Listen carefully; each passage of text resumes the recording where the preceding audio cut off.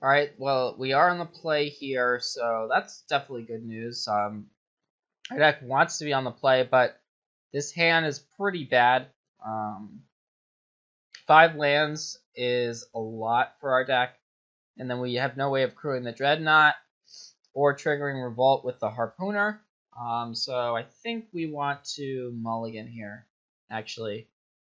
And our 6 also isn't amazing, but I think we are pretty much forced to keep. I just don't like going to 5. We are going to bottom this Plains off the scry. Start off with this Implement of Combustion. And the reason why I like having low land counts in this format is there are these cantrip artifacts. So Implement of Combustion, it's not like a real magic card in this deck, if you will. It's just kind of a card you used as an enabler, but it's not a real card in itself. It's not impactful in any way. You know, paying your opponent for 1, that part of the card isn't that important. It's just being a 1-mana artifact. It can trigger Revolt. But we're going to go ahead and start the beatdown. Hope this Frontline Revel really gets in for a solid chunk of damage. And we can try to keep this Implement around to be able to go Implement plus Harpooner. The Alley Invasion, it's also in a Revolt enabler because you can bounce your Revolt creature and then replay it, and then because that creature has left the battlefield, it creates a Revolt trigger right away. Although it looks like our opponent has a Night Market Guard, so that's actually pretty bad news. Because that can... And here's a Quicksmith Rebel. That's actually a good draw. But now we do need that 4th land. So I'm going to get in with the Rebel. We'll see. Okay, so our opponent is going to make this block. So we've got a little bit of a decision here. Do we want to play our Alley Invasion? I think we do. So I'm just going to save the Rebel. Hopefully our opponent doesn't play like a 3-4 here. That would be really bad news. But I think saving the Rebel is worth it, hopefully. So we'll see. We'll see what our opponent can come up with.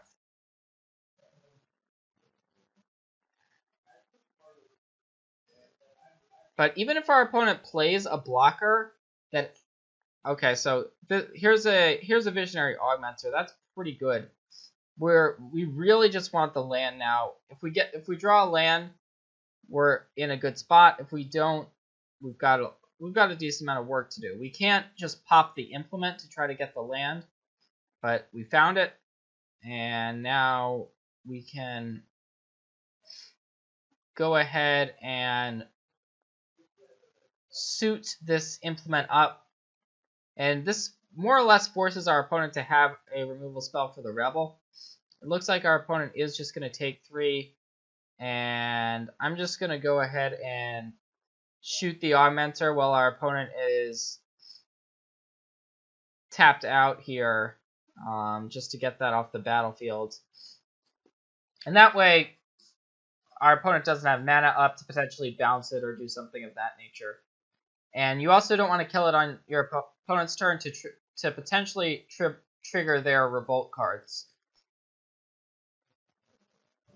So we're in a good spot. We've still got the Modification and the Harpooner if we need them. Right now, we're ahead enough on board. This is the best card we drafted, was the Quicksmith Rebel. Second pick of Pack 2. And it kind of solidified us into this deck.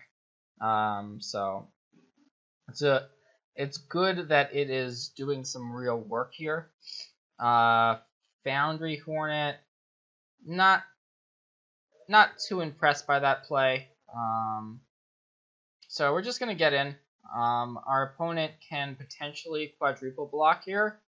Block with all of their creatures and trade off for the Frontline Rebel. There's not really anything we can do about that, though. And it looks like it's just going to be a chump block.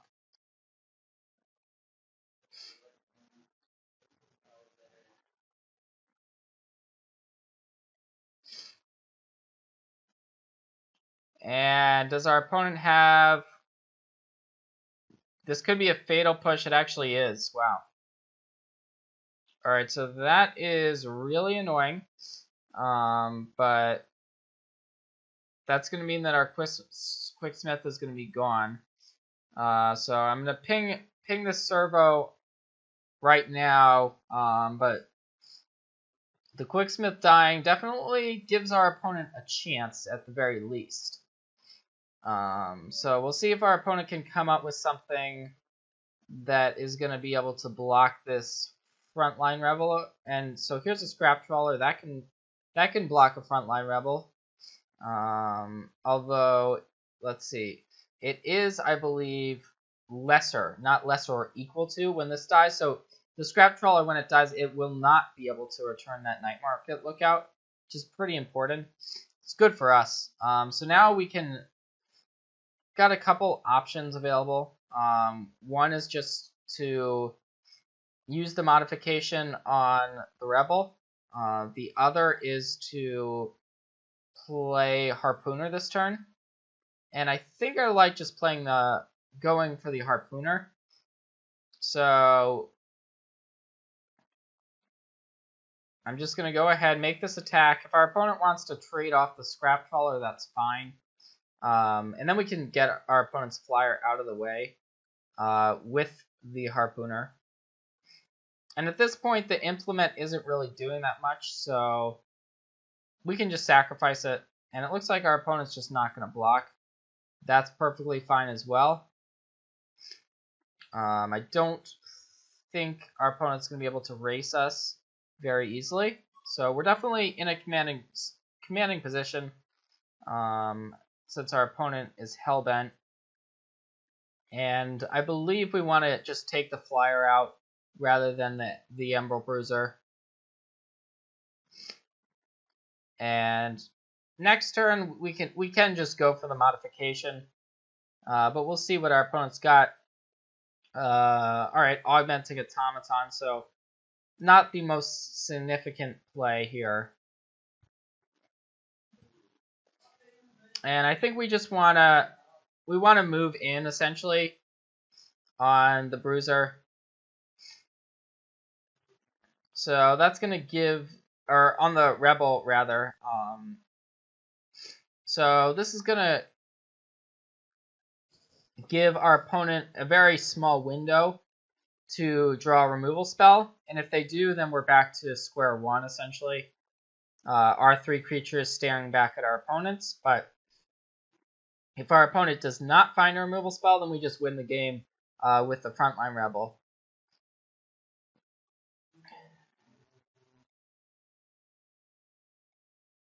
And so if our opponent attacks with the Emerald Bruiser, there's a couple different things that could be happening here. So the most obvious block is to block with Aether Chaser and a servo. Now, our opponent could have found a Deadeye Harpooner, and then this attack would be a smart attack, because the Harpooner would take out the Rebel. I'm just going to take it, give our opponent the credit that they could potentially have Deadeye Harpooner in this spot, even though I think there's a good chance that they don't. I'm still just going to take the damage. Okay, so it's actually an airdrop aeronaut, so I can see the reasoning for making the play that our opponent just made. And now, yep, just going to go ahead and get it in the air. And now we can go wide with the servo exhibition. So even if our opponent has a removal spell, now we have 5 creatures to our opponent's 4. So if our opponent just kills the frontline Rebel, we still just attack with everything and have lethal that way. So it's pretty hard to imagine a scenario where our opponent can actually win this game. And it looks like they have come to the same conclusion, and we're going to game 2. So sideboarding here in this matchup. Do we want these decommissions? We're not playing them in the main. Don't see a huge reason to board them in, although we did see Scrap Trawler. We saw some artifacts. Not cards that we're super scared of, though. Aerial Maneuver, it's a card we could go to as well. We didn't see enchantment removal that would make us super want this card. So we could actually just stay with the same configuration. Wouldn't be unhappy doing that. But I think because our opponent's likely to put us on the draw, I do like boarding out a land. And then we can board in, I think it's between the Ibex, the Acrobatic Maneuver, and a copy of Decommission. And I'm going to go with the Acrobatic Maneuver and try that out. We didn't see enchantment removal, but our opponent, if our opponent has something like Revoke, Revoke Privileges, that type of card, we're going to really want. The maneuver is great against any type of pacifism. So is Decommission, though. And the Decommission does hit like the Scrap Trawlers, that type of thing. So that's why it's between those two cards. But you can do some pretty cool things with the Acrobatic Maneuver plus Dawnfeather Eagle. And I think I'm happy with this setup for game 2. So, yep, it looks like our opponent has put us on the draw as expected. Definitely going to keep this hand. We've got Freighter, one of our best cards, and then some other creatures that are serviceable. If we choose to play Freighter on turn 3, we can make the Inventor's Apprentice bigger at that point. But we've got a solid curve. We're just missing a 2-drop. So we would love to draw a two mana card here. It looks like the Apprentice is just going to simply trade off with our opponent's Diane. So just some trading of resources. There's a Implement, which I'm not going to crack it right now. In case we do draw the Quicksmith or something like that where we would want this artifact around, I think it's worth just having in play, knowing what's in our deck. And just going to go ahead and jam the Freighter here. It just hits so hard so early that it's going to force our opponent into a pretty tough position. It's also hard to kill just because right now it's not even a creature. So, yeah, there's an Aeronaut Admiral. We'll see if our opponent leaves both creatures back in order to try to 2-for-1 themselves and trade with the Freighter. But it looks like instead our opponent is electing to try to race us. So I'm just going to play the Ibex now and crew the Freighter. And we can hit our opponent for 5. Then on the crack back, our opponent can hit us for 5. So this game is going to come down to trading blows for sure. And who has more gas. Right now we've got a few too many lands. The Rebel is a fine card in this hand, not amazing. But we can trade in this Implement on our turn. If we just draw a land, we'll probably want to trade in the Implement for a fresh card. And even drawing the Alley Invasion, I think we want to trade the Implement in. See what we can find. So, alright. I think we're in a good spot, though, considering that our opponent just passed the turn there. And we've got this Frontline Rebel. Now we've got a Servo Exhibition as well. I think we want to jam the Rebel, though. And we can use that to crew up the Freighter. So we're representing an attack for 8 right now. But it looks like our opponent has something that they're going to do. Unclear what that is, though. Alright, it's going to be a decommission, so that is very annoying. We could make our freighter into a creature and then bounce it, but I think that we don't have the time to do that. So our opponent had the decommission, which is really annoying, but I'm still going to get in there with this Ibex. And that makes this a lot closer of a race. So our opponent's going down to 11 now. We're at 13, but could be going down to 8 on this next attack. So it's going to depend a lot on what our opponent's got. Here's a Gonti's Machinations. I don't even really know what this card does. I've never seen it in play. I don't think it's very good.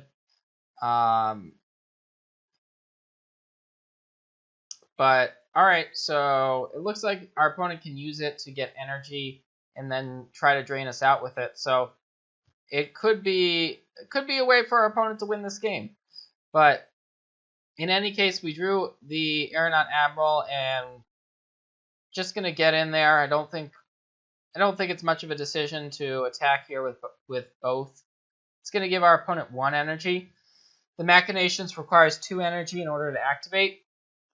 And then they basically get a 3-point drain. But I think we're in a good spot. If our opponent cracks with both, we definitely have a decision of whether or not to block. But I think if our opponent attacks with both creatures, it's also probably too aggressive. This could be something like a Dawn Feather Eagle. We'll see. Okay, it's going to be a Sly Requisitioner. So, on this board, that card isn't going to do a ton. And we're able to untap here in a pretty commanding spot. And Alley Chaser is a pretty good draw. We can put another counter on the Ibex if we want to. I think we probably do want to do that.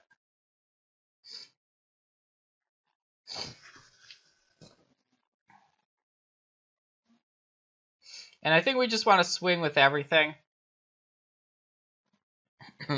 Or at least our big creatures, but I think getting in with the servos here is also fine. So, yeah, this puts our opponent in a tough spot. They can survive this block, but in order to do so, they have to basically trade off all 3 of their creatures. And so yeah, it would require our opponent to chump both of these ground guys. I think the block that makes sense is for our opponent not to play around the Alley Invasion and to chump the Ibex and block a servo. If our opponent does that, which is what I would expect, we can just play the Alley Invasion to deal that last point of damage. So, yep, our opponent made the blocks, which makes sense. Can't fault our opponent for making them, but this Alley Invasion is going to take this match. And the Machinations, it's not going to trigger yet, and you also do need to sacrifice it in order to get this effect. So